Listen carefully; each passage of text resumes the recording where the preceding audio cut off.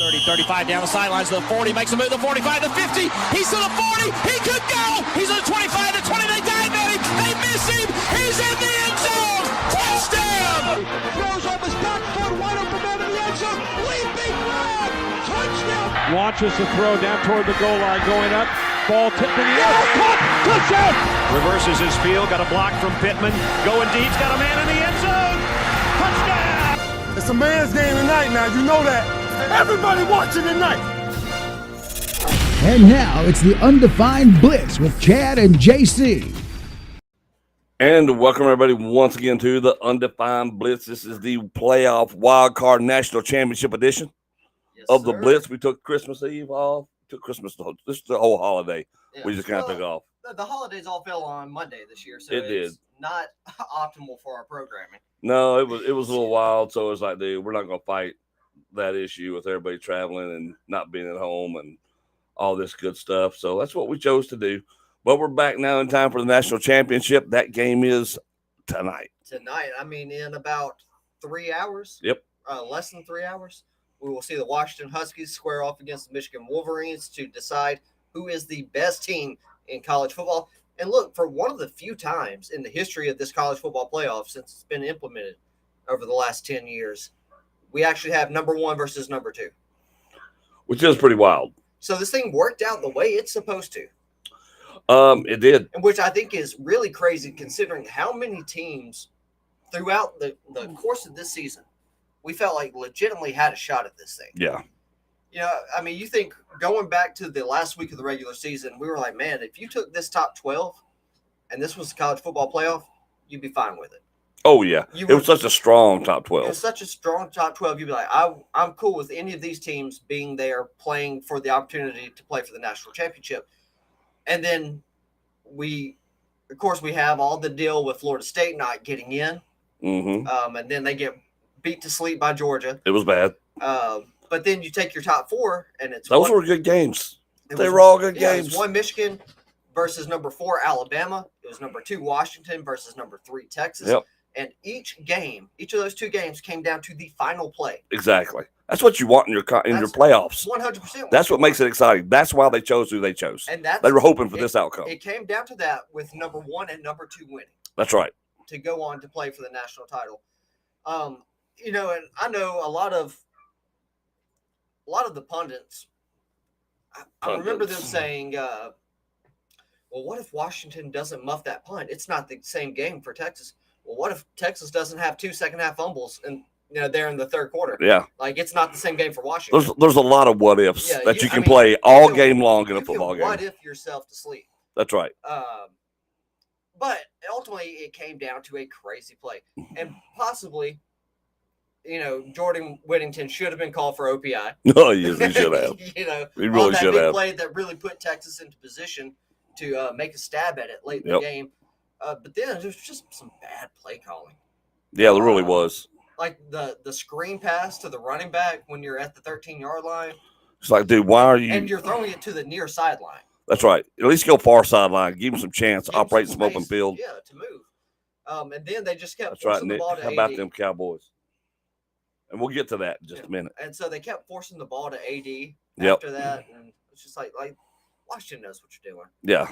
You still have Xavier Worthy. Dude, you still got your tight end. Yeah. You've got some beast out there. Like, you don't have to go to AD on everything. And I get it. AD's phenomenal. Yes, he is. I love him. I appreciate him transferring to Texas. Yes, we do. To give us the season that he gave us.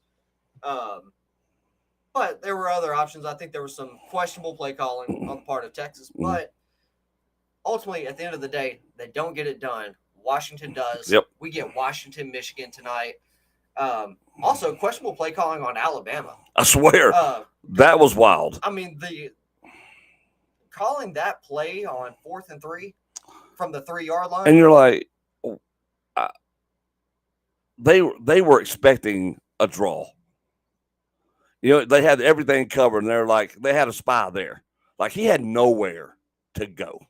They were not fooled at all with this play calling. Not even a little bit.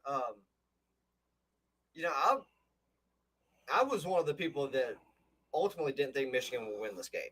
Yeah. And in the first half, Michigan was in firm control.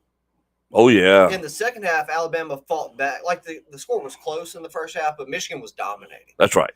And then Alabama, because they kept it close in the first half, was able to come back, take the lead late. Because that's what Alabama does. That's what they've done all season. They make their adjustments. Okay, we know what you're doing now. Let's go. But to Michigan's credit, they come back, they tie it, they force overtime, they go down there, they score, and then they just stop them. And Blake Corum is a stud.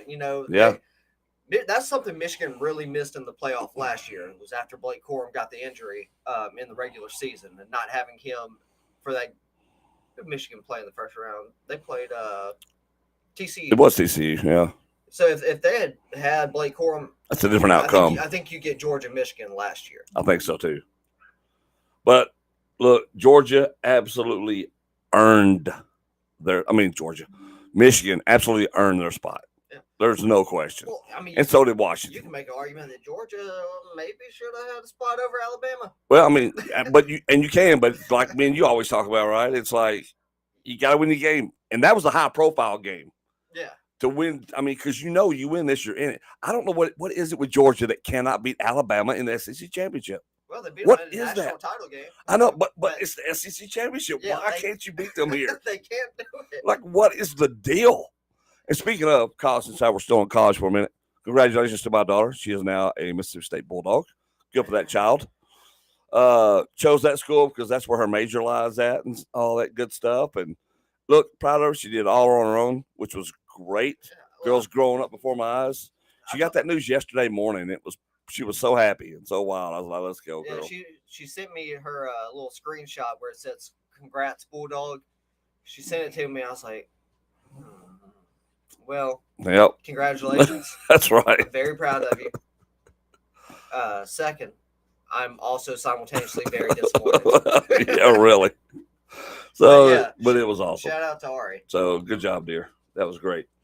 So, who are we picking? Who you got? I got Michigan. I love Michigan. Blake Corum's, he's the real deal. That team, Jim Harbaugh has that team. So before he goes to the NFL next year, and Washington Commanders. Oh, no. There's no way.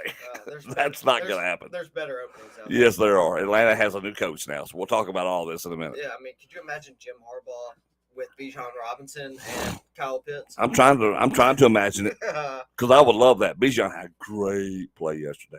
Tremendous, but how many more of those plays could he have with a competent coach? Hey, we'll get into that. But tonight, so you're taking Michigan. I'm taking Michigan. After watching every play of the Washington-Texas game, after rewatching the highlights, man, I get it. Michael Penix is like 47 years old. Yep. And so he should be a better quarterback than everybody in college football. That dude, he makes grown man throws. He does. The way he reads the defense, assesses everything, adjusts his body, and then, it's a tight spiral, which makes the ball easy to catch for the receivers. Like, he just puts it where it has to be. He's a really good decision maker, and I haven't watched a lot of him, but being able to watch it in that game, and like I said, watching the highlights and seeing just how he throws the ball and where he throws his decision making. Yeah.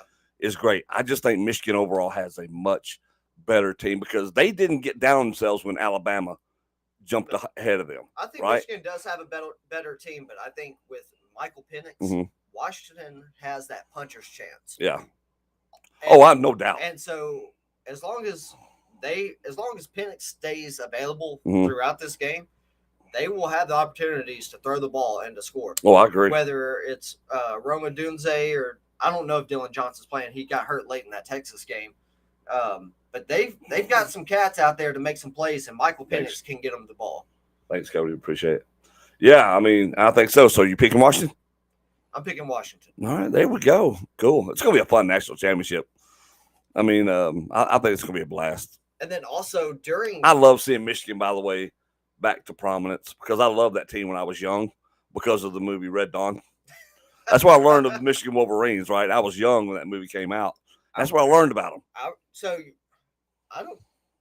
I don't know how old Scholastic book fairs are. Yeah. They're old. Okay. They predate me. Okay. So they're old. I remember when I was a kid, we had the Scholastic book fair was actually set up in my homeroom class. one day. So I was like, okay, well, my parents gave me like $4. Let me go see what I can buy, because back then $4 was a lot of money. You could buy a lot of things. You could buy some stuff. So I was looking around at the football section, and I saw a Cowboys pennant. So I was like, well, I'm getting that. And then I looked over and I saw this other one, and it was a Michigan Wolverines one. Mm-hmm. I didn't know what a Michigan Wolverine was. Yep. But I was like, that helmet's super That's cool. a cool looking helmet. It's a cool helmet. And so I grabbed it too. Yeah. So I mean, that's what I mean. So I've been a Wolverines fan for a long time. Jennifer actually asked me about it. So do you like the Wolverines? I said they were my number 2 college team for the longest time until I moved to Mississippi, and then started watching Ole Miss and getting into that, and I kind of lost. Michigan started going. Yeah. Well.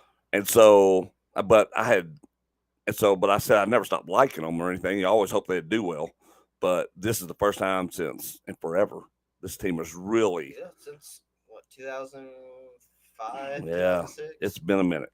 So it's good to see them back, and it's great to see Jim Harbaugh. All the stuff that Michigan had to endure this at the end of the season, I right? can tell you where Michigan went down. So in 2004, they played Texas in the Rose Bowl. Yes. That was when they still had Braylon Edwards. But Texas goes out there with Vince Young and company, and they just handle it. The next year, Ohio State was up that next year. Yeah. But Michigan was still competitive in 2005, but that's when Texas beats USC in the Rose Bowl for the national championship. Yeah. 2006, Michigan was still solid team. Fast forward 2007, opening game of the season. Michigan's in the Big House hosting then FCS school, Appalachian State. And App State is up late in the game. Michigan's got a chip shot field goal. App State blocks it, runs it back to like their own 10 or whatever, or to the Michigan 10.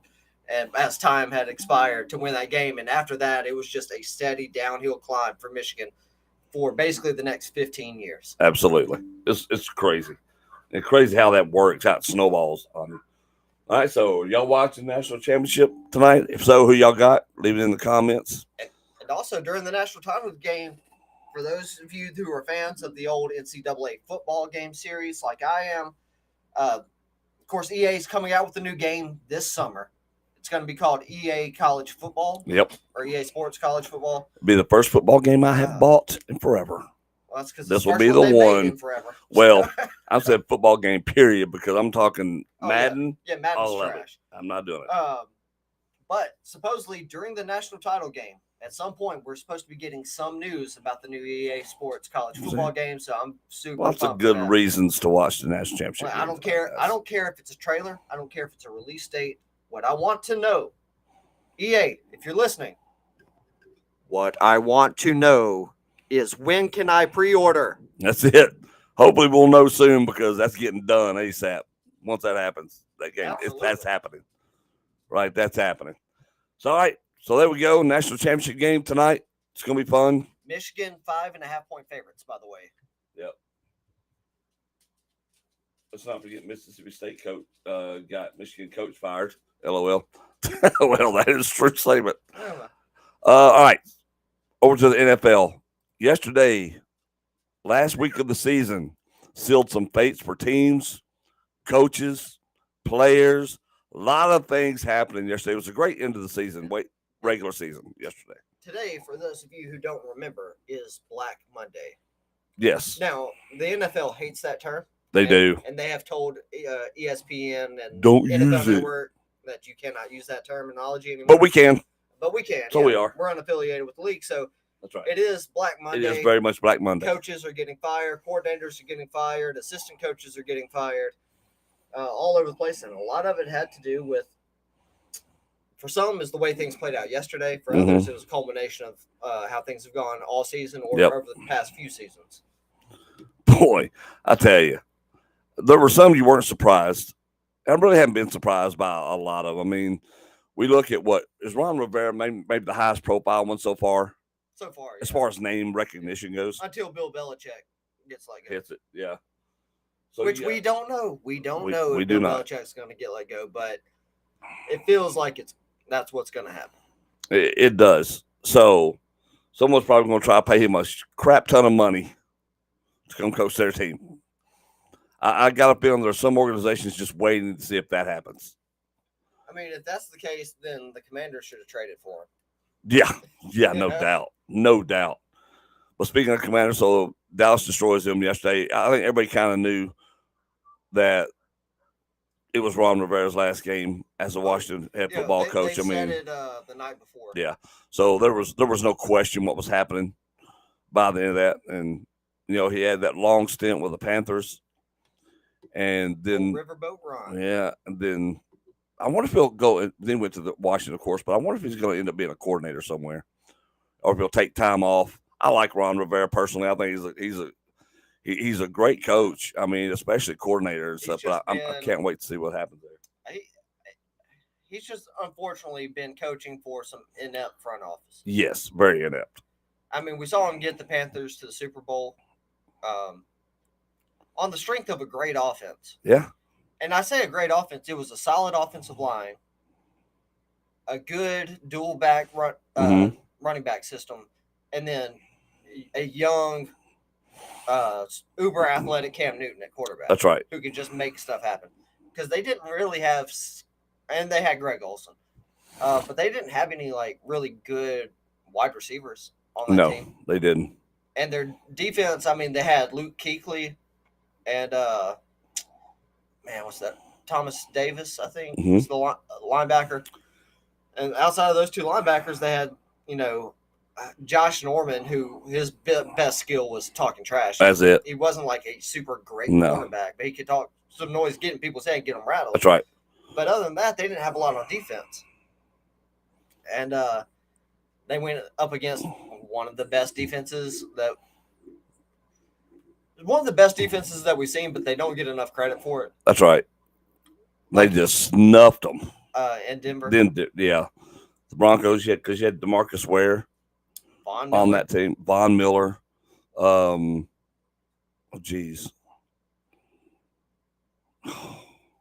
had Wolf was on that team. Yeah. Their interior defensive line was real solid. Insane. It was crazy how good that interior defensive line was. But yeah, so it's going to be interesting to see where he goes. Atlanta fires their head coach. That's not really a surprise. Yep. I guess he's going to have to go work for his dad at FedEx now. Yeah, I guess so. It's probably time to go, buddy. He's built a few good paychecks over the last 3 years. Yeah. But he has been 10-7 each of those 3 years. Yeah. Or I'm sorry, 7-10. That's right. 7-10. On the losing side of it. So he's the opposite of Mike McCarthy. Mike McCarthy's been 12-5 each of the last 3 years. Yeah. Which is impressive. Oh yeah. Arthur Smith has somehow managed to be 7-10, no matter who's the quarterback, who's the running back, who's the wide receivers.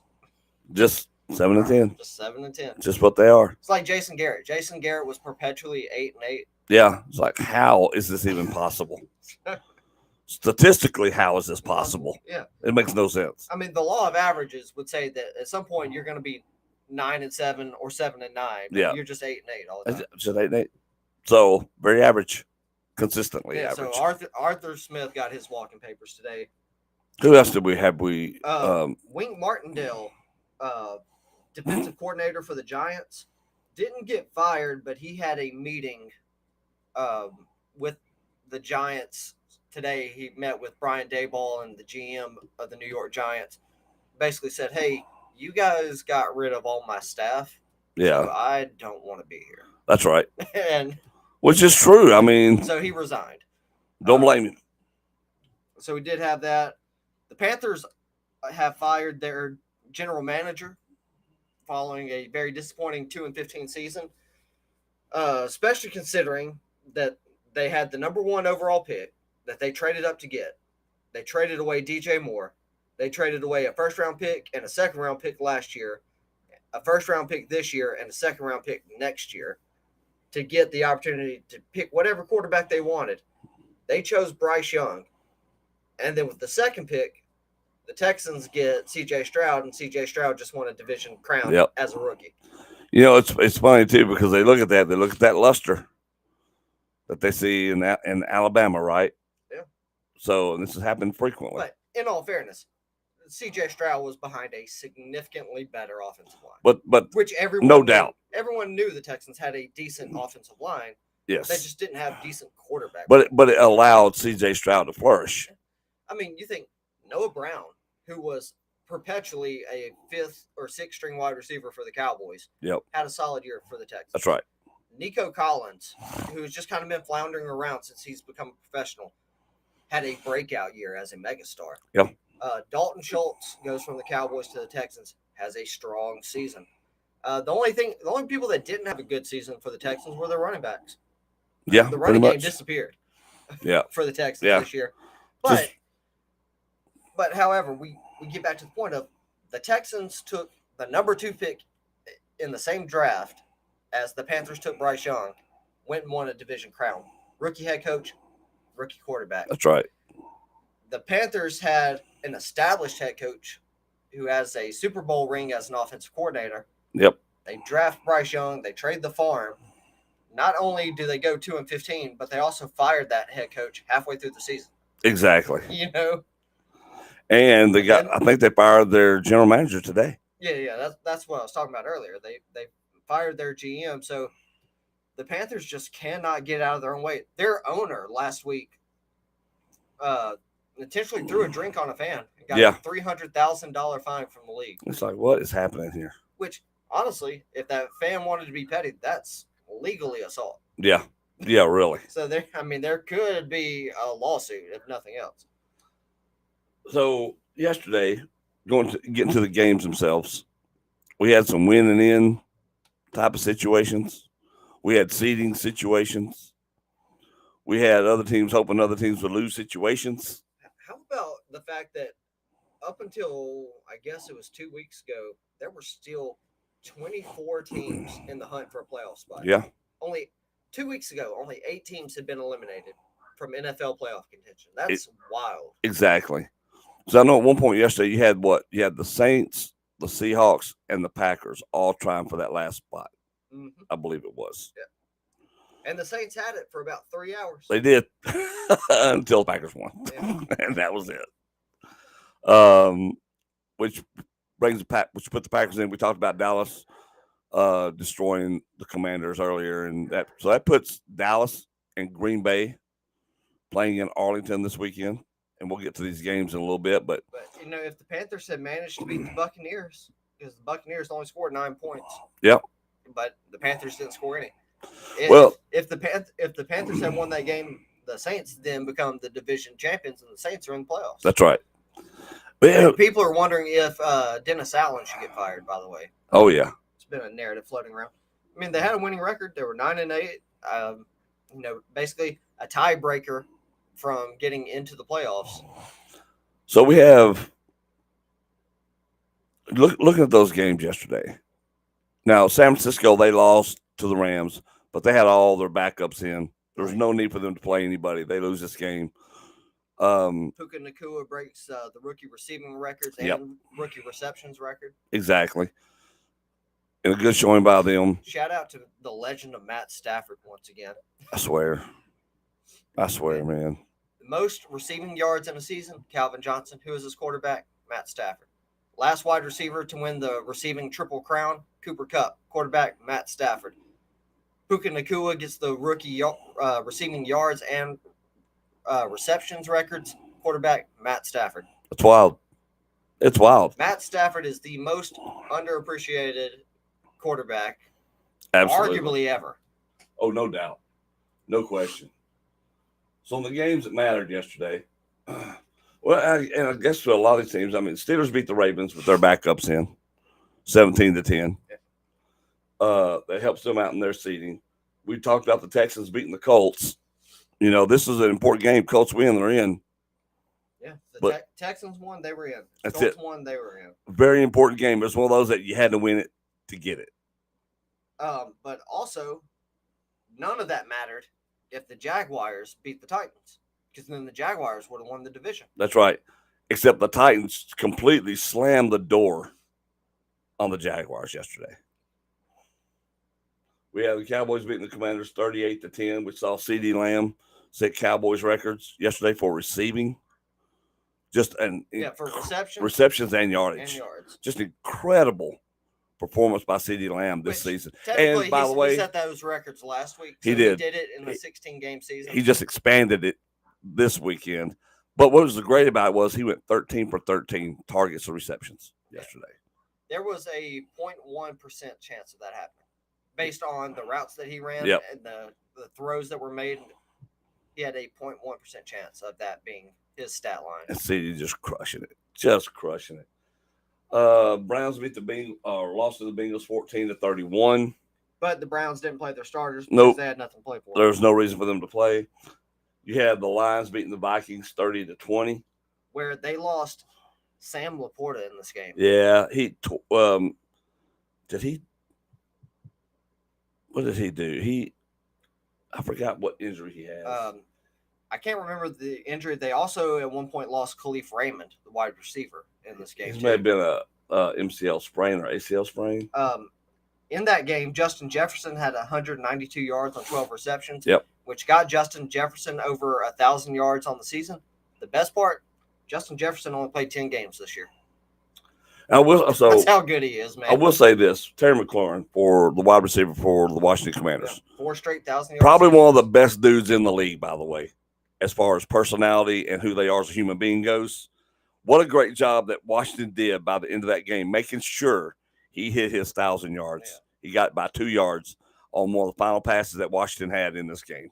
It was a great little deal, making sure that they knew how much that meant and what that was to him. And in a game that was hopeless anyway by that point. Probably activated some incentives in his contract. Probably. But good for Terry McLaurin, man. Like I said, one of the good dudes in the league. Today in that game, Tony Pollard also went over 1,000 yards rushing yesterday, which made him only the 6th Cowboys running back in history to have back-to-back 1,000-yard seasons. Oh, that's kind of wild. I mean, kind of makes sense, too. But then you think about the running backs that did it before him, and you're like, oh, it's not that one. I mean, I kind of understand it then. Because Zeke did it. So Pollard's done it, Zeke's done it, Emmett did it. Tony Dorsett did it. I'm trying to think of the 2 older backs. Then you had, was it Bob Hayes? Bob Hayes was wide receiver. I mean, Bob. Let me look it up. I can't remember. But anyway, so Tony Pollard making some Cowboys history there as well. I can't remember. But yes. Dak Prescott lived up to his promise that he wouldn't throw 10 interceptions. He threw 9. And that one interception yesterday was off a deflection. Yeah. Definitely not his fault. Shout out to Mike McCarthy kind of figuring out how this offense should be called. Because this is the first year under this system. Yeah, well, it's the first year under how this system. How they did this. It's the first year of Mike McCarthy calling the plays. And, early they kind of couldn't figure out how they wanted to do things. Yep. And then after week 5, they were like, oh, let's change this up a little bit. Let's just force feed the ball to CD. That's right. And see what happens. Well, and that's what it was. They relied on, instead of going run first, pass second, they're like, we're about to loosen this running game up, and let's play to our strength. We got an all-pro quarterback, all-pro wide receiver. We might want to use those. So Dak Prescott had the best statistical season of his career. Oh, yeah. CeeDee Lamb had the best statistical season in Cowboys franchise history. That's right. Dak Prescott became the first quarterback since Troy Aikman to win 4 division titles for the Cowboys. Yeah. So I know there was a lot of uncertainty about the future of Mike McCarthy. I mean, it feels like it's been that way since he got hired. Of course, it's Dallas. Of course there is. But now that man deserves 100, regardless of how the playoffs play out, and we'll be all very disappointed if they leave before the NFC title game. Yep. But regardless of how the playoffs play out, he's earned the right to be the coach next year. I mean, why not? Especially if you saw that this is just year 1 with this kind of offense intact. You're kind of like, let it grow. Why would you take a chance on another coach coming in building another system when this one's effective? Why would you do that? Absolutely. That's not the question they need to ask after this season. I still think they got issues on the offensive line, and they need another running back.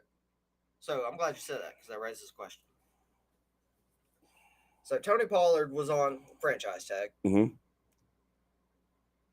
Do you think the Cowboys should tag him again? I do not. I don't think they will. I don't see any point in It's it. entirely too much money. He was not. He got 1,000 yards this season, and that's great and stuff. But that's not what they were hoping from him. It was an ineffective 1,000 yards. It was, right?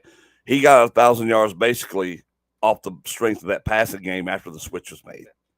But yesterday we saw one King Henry of the Tennessee Titans say his official goodbyes. Yes, he did. To the Titans franchise, organization, and the fans. Now, if you want to bring King Henry in. You put King Henry running behind Tyron Smith and Tyler Smith and Tyler Biotish, Zach Martin, and then whoever they stick out That's there right. right tackle next year. I'm there for that. You know, I think of the damage all the time that can be done. You have King Henry in there. Derrick Henry becomes the first 2,500-yard rusher. Dude, I mean, that would be it would be insane. Because that dude showed yesterday he still got lots of gas left in his tank. Does. It was just running crazy. So, yeah, Jets beat the Patriots 17-3. In the snow, baby. In the snow, which is always fun to watch that. But because it was a snow game, Bryce Hall got 37 touches. Yeah. 37 carries, 178 yards, a touchdown. I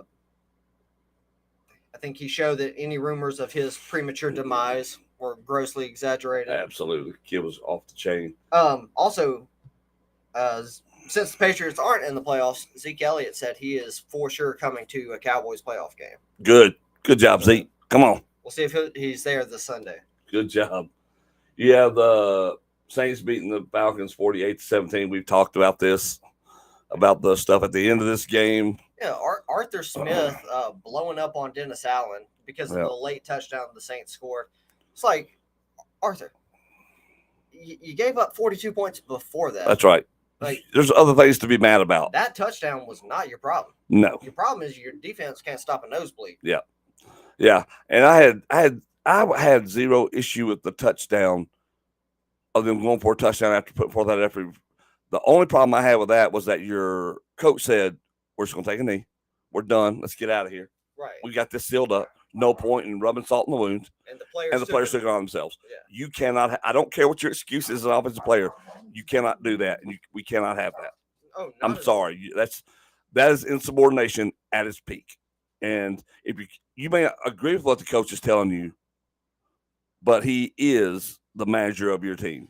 But he is the boss. We do see this rather often. Like, this isn't the exception. There are quarterbacks who won't tell you during their playing days, but they will tell you after they retire. Oh, like changing plays? That they change plays all the time. Yeah. They'll hear what a coordinator calls like, no, that's garbage. We're not doing that. Yeah, we're not doing that.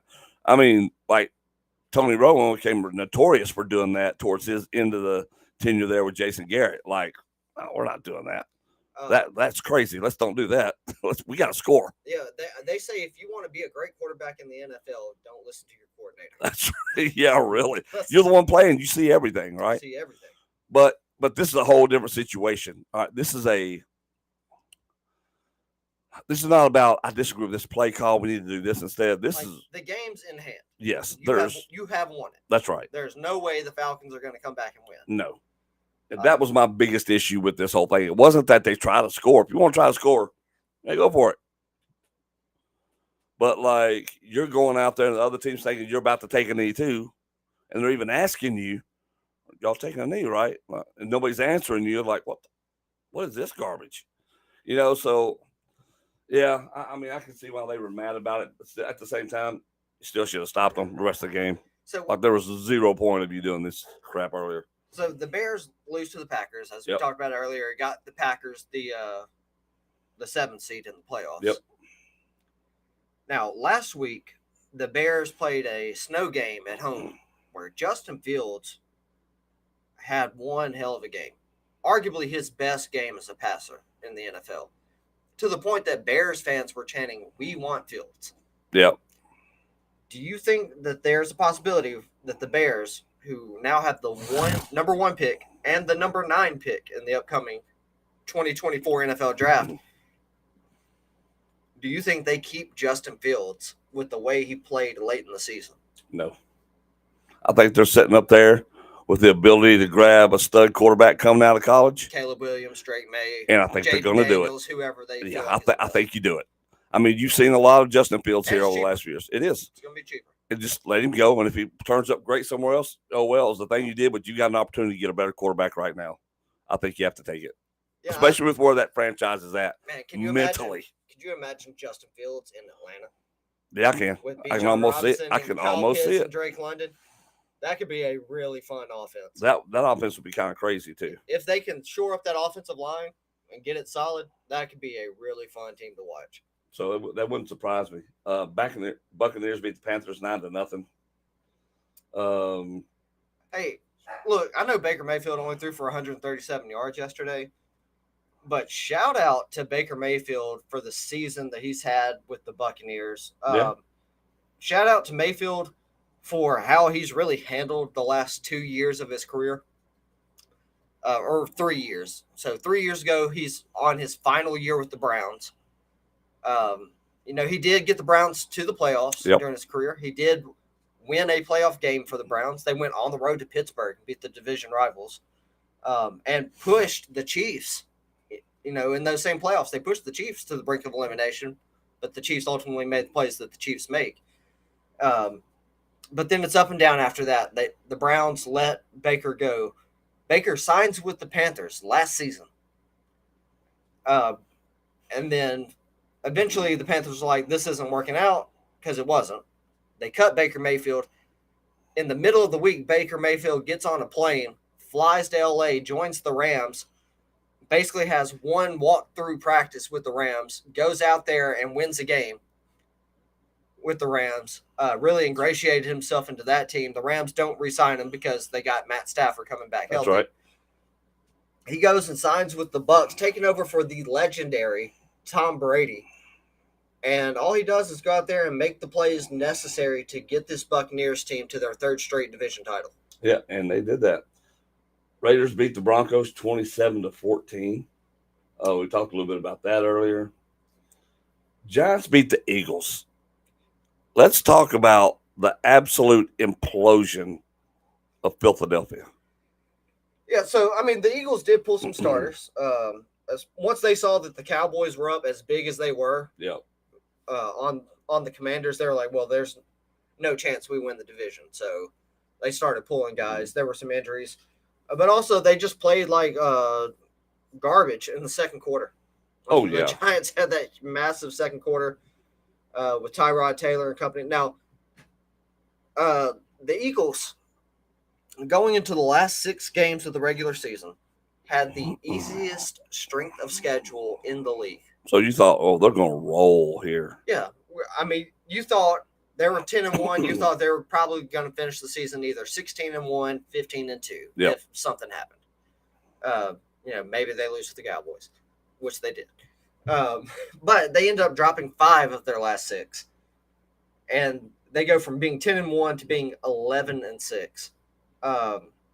They were 5-4 on the road. So they only lost 2 home games.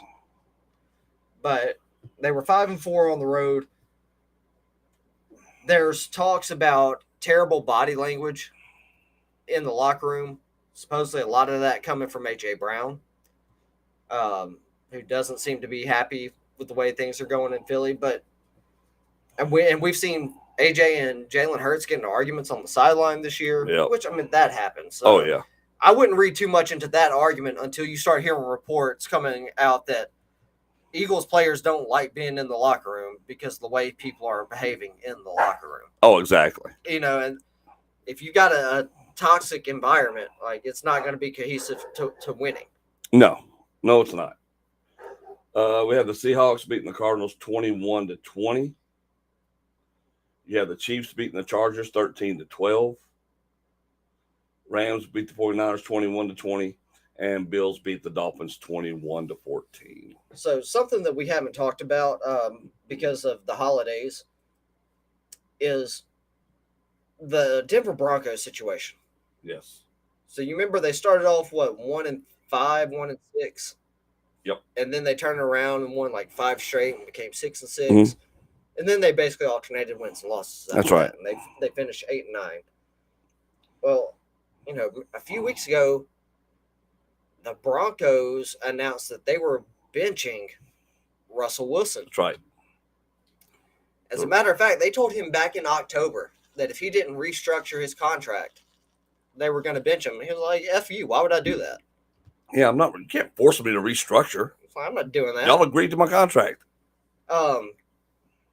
What the hell is the situation with the Broncos? Is this the Walmart group being the notoriously cheap, money-grubbing, greedy bastards that we have heard about? Thinking they can do whatever they want to do and bully anybody they want to bully to get however they want to get it done.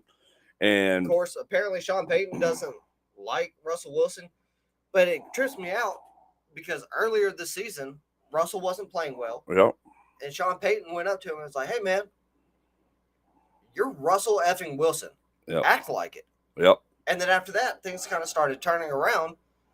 And then ultimately, they're like, oh, yeah, we're going to bench you. We're starting Jared still. Yep. Simply because they didn't want. You make too much money, even though we knew you made too much money because we traded for you. And then we made sure that you got that much That's money. right. And now we don't want to, because of an injury clause in the contract, take a chance and then having to really pay you more money if you get hurt.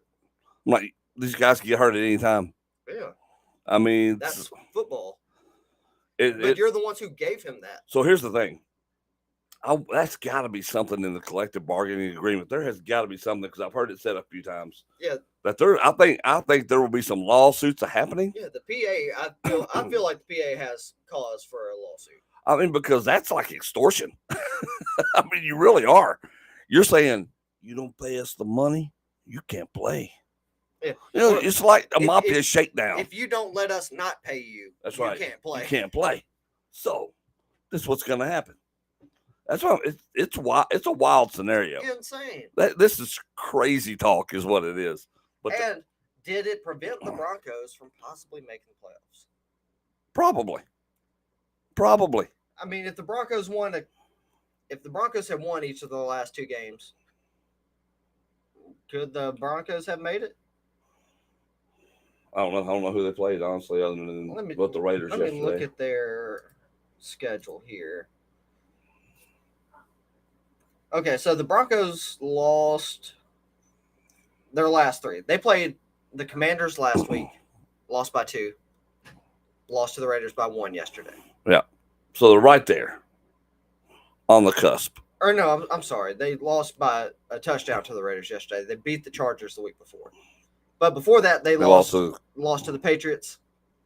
Like, you win that Patriots game, you win that Raiders game, you're probably in the playoffs. Well, that organization, jeez. What is going on there? Yeah. Let's talk playoffs, buddy. Let's talk playoffs. We got some pick'ems. So Saturday, we've got the Browns. We've got the Texans at 3:30 in the afternoon. The line right now is Cleveland by 2.5.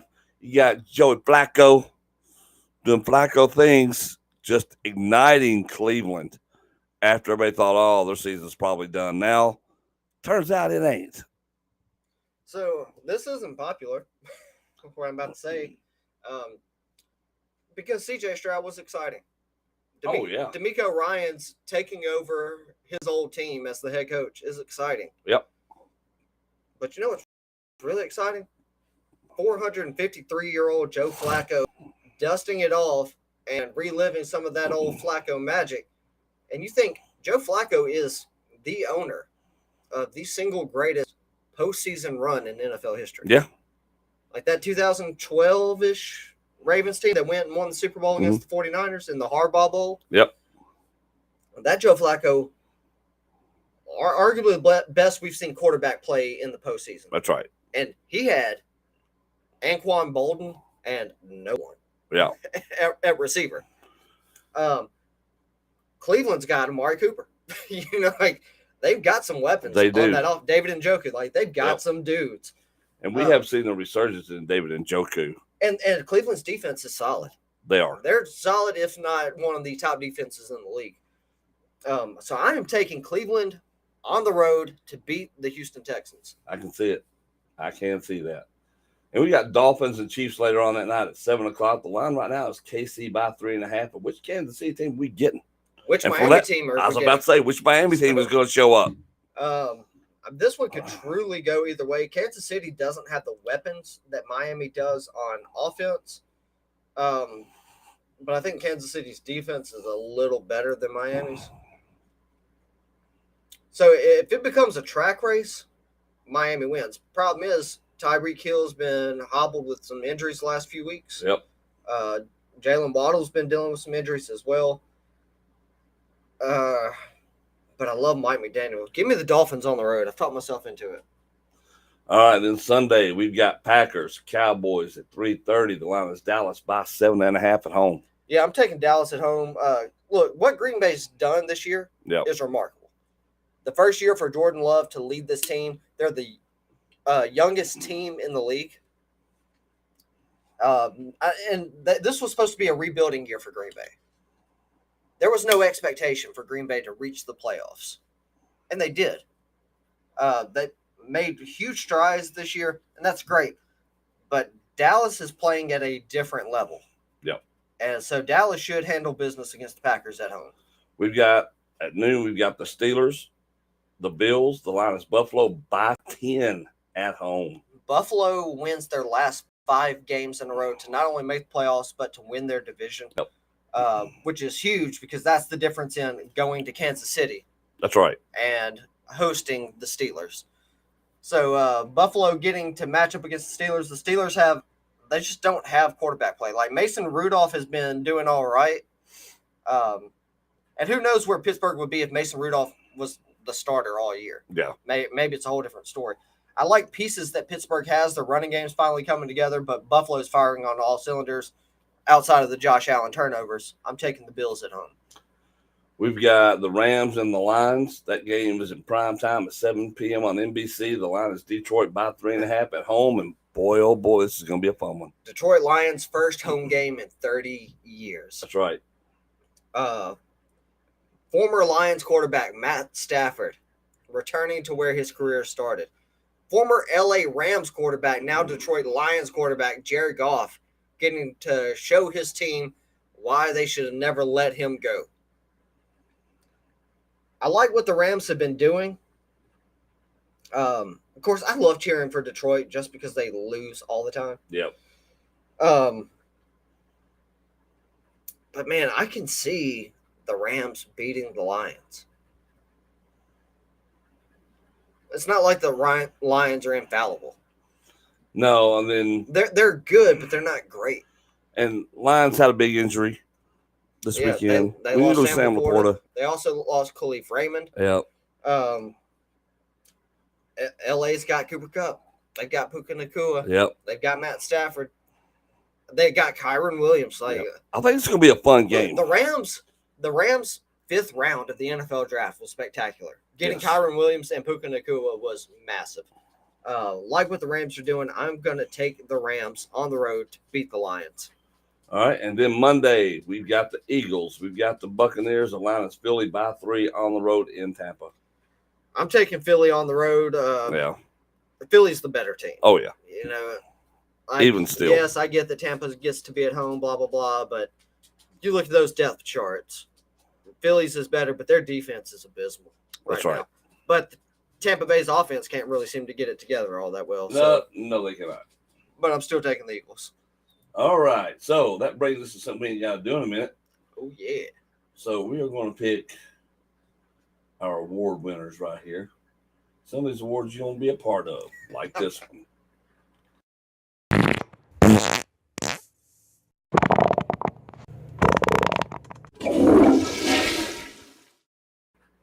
There you go. Time for the Drizzler Awards.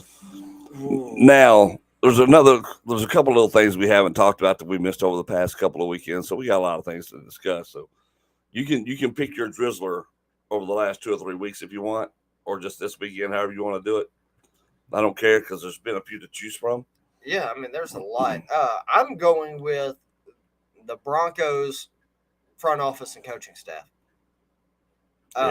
Basically making it public that you're going to hold a player down and tell him that if he doesn't take less money than what you agreed to give him, that you are going to try to derail his career. I like that. That's the Drizzles if I ever heard it. So, the Broncos ownership group and Sean Payton and company, you are my drizzler this week. I don't think it gets any more of the drizzles than what the Denver management group has done. Like, how do you do that? How do you put that out there? How do you tell somebody that? How do you strong arm somebody in 2024 of all places, where the information leaks rapidly, so you're not hiding it, and you can't not expect that person to go out there and go, okay, I'll be quiet, and you can just take my money, and I'll bow down to demands. I'm like, no, we agreed to this. You don't like it? Tough. And good on Russell Wilson for telling them. No. I'm glad he did too. That was the best play he's made all season. Yeah, just to say true. that. That is true. So here we go. So yeah, unanimous decision on the drizzler. Yeah. Now we've seen the controversy with the Lions and the Cowboys, the ending of that game that we haven't talked about really. That was pretty bad too. But you know what's funny about but there was another bad call on the drive before that. That's right. The Hutchinson tripping call that Ferguson got tagged with. Yeah, so right. They called a tripping call on the Cowboys. They should have actually gone against the Lions, which would have extended that drive. Which would have either run the and clock killed more out, clock, or the Cowboys end up with a touchdown. Either way, it changes the narrative of this game. It completely eliminates that final drive for the Lions altogether. But and here's the old thing: we always talk about that. So everybody's like, "Well, that's why they lost." No, you lost because you didn't score more points than they did, and you still had 3 shots at a 2-point conversion. You had 3. Let's be honest. You still had 3 opportunities here to do this. So I saw someone ask Dan Campbell, so were you going to go for 2 regardless? He was like, yeah, we're going for 2 regardless. Yeah. They're like, well, what if you got another penalty, like a holding call, and you're at the 15 or the 20-yard line? He's like, oh, we're kicking an extra point at that point. Yeah. It's like, if we go past the 10, we're not going for it. Of course. Then your odds are way up too high. But if they kick that extra point and they go into overtime, who knows what would happen then? Well, exactly. So there's a lot of things that could have happened because we say this about the Cowboys. I mean, man, if they only got this, only this happened, but they didn't. But that officiating crew, Brad Allen's officiating crew, they're terrible. Had some really bad calls or lack of calls on both, right? All the way around. All year. So it was pretty bad. I mean, we got the non-pass interference call in that one Chiefs game. So Brad Allen and company, I mean, you can make an argument they should be the season's drizzler, maybe. No question. But yeah, there's definitely been a lot of things to Arthur Smith's behavior after the Falcons Saints game yesterday. Oh, geez, there's drizzler. One. There's another drizzler. So, I mean, so there's a lot of opportunities. So you got the drizzlers. Let's get this one. This is a tasty burger. You ever had a Big Kahuna burger? Want a bite? They're real tasty. It is real tasty. Who had some of the tastiest plays or performances of the last couple of weeks? Ooh, man. Well, that's the thing. It's pretty up and down for a lot of teams, but I am going to go with the Washington Huskies. There you go. I'm going to go with the college football playoff. That's what I was about to say, too. I was about to give it to the committee. The entire college football playoff. I'm not giving it to the committee. I'm giving it to the games themselves. Well, the games were all good. I'm giving mine to the committee, so I'm more elaborate, but go ahead. The Sugar Bowl and the Rose Bowl were both great games. Phenomenal. I'm expecting this national championship game to be phenomenal. Yep, I think it'll be another one. Fun football. It was well done this year. I can't wait to see what the expanded playoffs look like. Yep. And I think this was the best. I think this is one of the best years of college football in a long time, just top to bottom, front to back. Yeah. Exciting year. Strength of your top 25, I thought was better this year than in previous years. Yeah, so that top 12 was ridiculous. Who knows? Like when they expand this playoff, whether it goes to 8 teams, 10 teams, 12 teams, whatever. Odds are we're going to see most years. We'll see some upsets, buddy. Well, I'm not. Which I'm looking forward to. I'm saying the opposite. I'm saying most years we're going to get a lot of bad teams getting dog walked that probably shouldn't be there. Well, I think that's going to happen. And then you'll have those outlier seasons like this one where you're like, oh. These guys. Number 10 over here. They can still be number 1. They can make some moves. Yeah, they can. And I think we'll see. I mean, we know that we'll see some bad teams get in there at times. Yeah. But the college football is shaping up now, especially with the NIL deals, to really add a lot of parity to the league. Well, it's about to turn into the Power 2. It is. It definitely is. I mean, we're seeing next year the Big Ten gets USC, UCLA, Oregon, and Washington. Yep. The SEC is adding Texas and Oklahoma. Yep. The Big 12 is adding Colorado, Arizona, Arizona State, and there's one other that they're adding. SMU, I think. Is it SMU? I think it's SMU. It might be SMU. They're adding them into the Big 12, and the ACC is not doing anything. As a matter of fact, Florida State's trying to get out of the ACC. Oh, yeah. So we're seeing the Pac-12 go away. I mean, there's only two teams left in the Pac-12, and that's Cal and Stanford. Yes.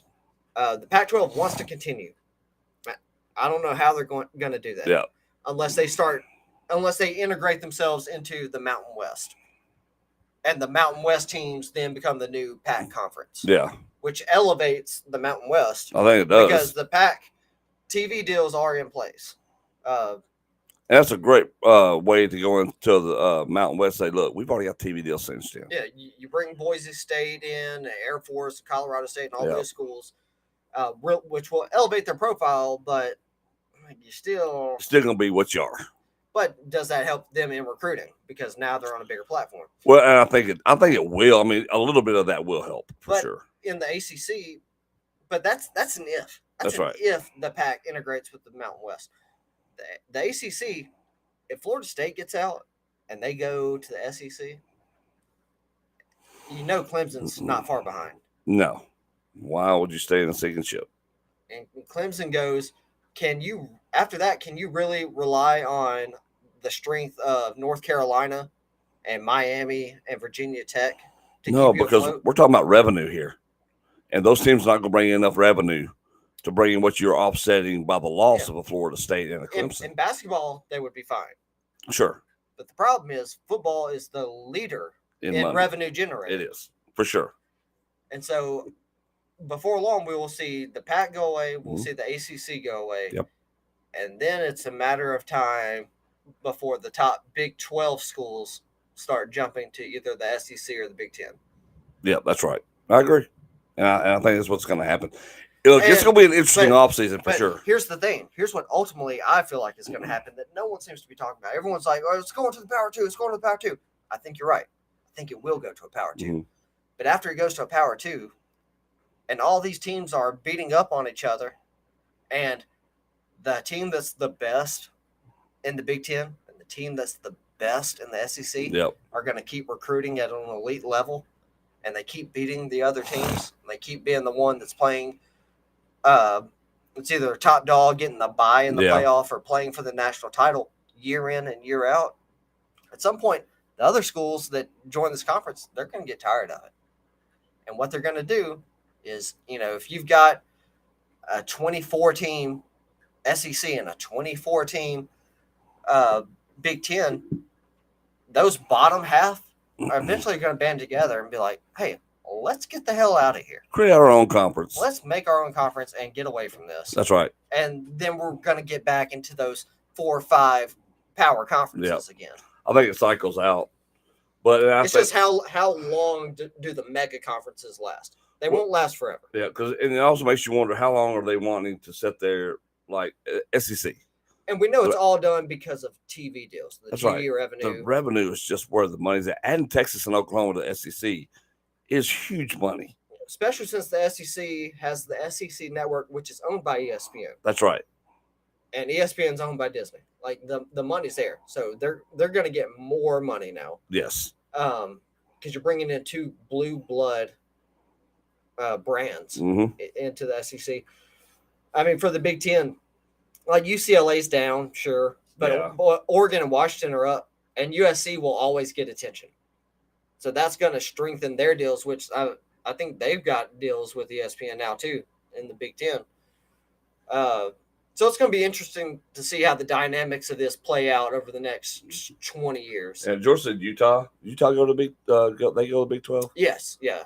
SMU went to ACC, right? He says SMU. Yeah, SMU went to ACC. Utah's joining the Big 12. And which is a huge get for the Pac the Big did 12. sign that a deal to play 6 games against the Mountain West Conference. Yeah, which is fine, but But they still got to integrate. That's not them integrating the conferences. The Pac is still going to be the Pac-2. Yeah, it's still going to be just Cal, Stanford, and that does nothing for anyone. Yeah, he thinks the Big 12 will be fine. They're close to Texas. They'll be able to recruit and compete. I think. Look, they'll be able to recruit some, but they won't be able to. They won't be able to compete because all the best players in Texas are going to go to Texas, A&M, Oklahoma, or where they've been going, Alabama, right. Georgia. That's right. Like, it always ends up that way. Or there's so many players in Texas. Some of them will go to Ohio State. Some will go to Michigan. But like the Houstons and teams like that, they're going to still get Texas guys. Oh, yeah. They're not going to get those 4 and 5 Texas star guys that are up there crushing it. So, yes, I think we will funnel to a Power 2. And then over time once you quit being super competitive, are you really going to want to be there?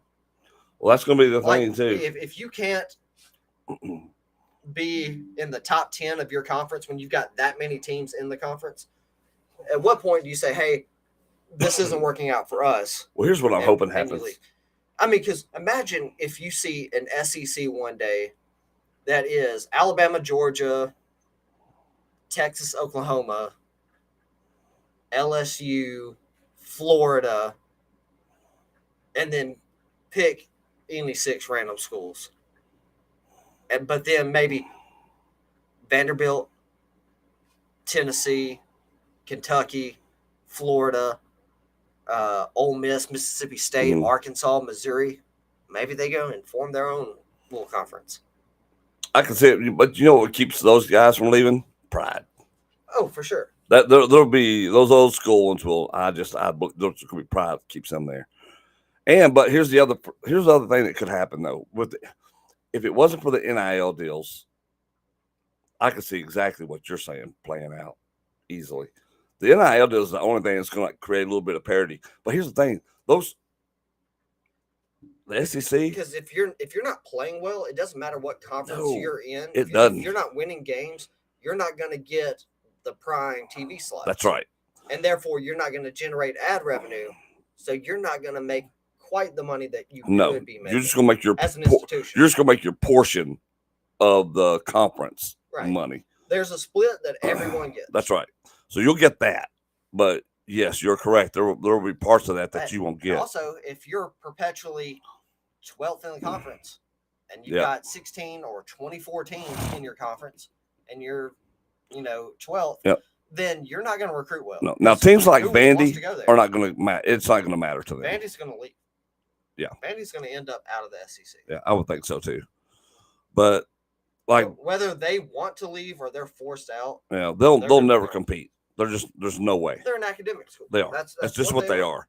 Sports is second. Look, they are one of the best academic schools in the country. It's a great school, by the way. It's not a football school. They're, as far as sports goes, they're a baseball school. Yep. Then a basketball school. That's right. And then some football's in there somewhere. But that's what I'm saying. So I think it's going to be interesting. That's what's going to make this season so much fun coming in. We get to hear about the expansion. That'll be awesome. And then we're going to see what happens because, boy, the rivalries are about to kick off in so many different directions now. And I like that, too. I'm so happy Texas and A&M's back. Oh, I know it. Me, too. A&M's not happy about it, but I am. Yeah, I am, too. I'm excited about it. I look forward to that game on Thanksgiving. Like, we haven't had it in forever, but I still look forward to it. It was something that was so much fun to do. Well, not from A&M side as much, but from the Texas side, it was fun. I mean, give me Ole Miss and State. Yep. In the Egg Bowl, and give me Texas and A&M. That's right. That's a great Thanksgiving for everybody. Yeah. It's just a good one. Now, here's oh crap! I just had it in my mind what I was going to say, and then it's completely right out of it. No cheese. That's terrible. So we're about to talk about it. But that being said, it will be UFL. Oh yeah, the merger between the XFL. So we haven't talked about the XFL and the USFL. The merger, it was big news last weekend. come through. The Rock made his rounds talking about all this and things that were going to happen, and him and Danny Garcia making all their media rounds on this. I noticed the XFL kind of flexed on the USFL because there's 5 XFL teams. Yes. And there's 3 UFL teams. Yes. Or USFL teams. So they took the bigger of the 3 USFL I can't teams. believe the Generals didn't make it. Like, Memphis survived. Yeah. The Memphis Showboat survived, but the New Jersey Generals didn't. That's right. Memphis, man. Rock has them roots right there in Memphis. The Michigan Panthers survived. I was surprised by that one. The Generals didn't. Yeah. Like, we knew Birmingham was going to go. Oh, yeah. Back-to-back. Birmingham had to. Arlington was going to. But the Generals had the player of the year in the USFL. Yeah. Like, they were a good team. They played Birmingham in the first championship game. I don't know if they played them last year. I didn't really pay attention to the USFL last season.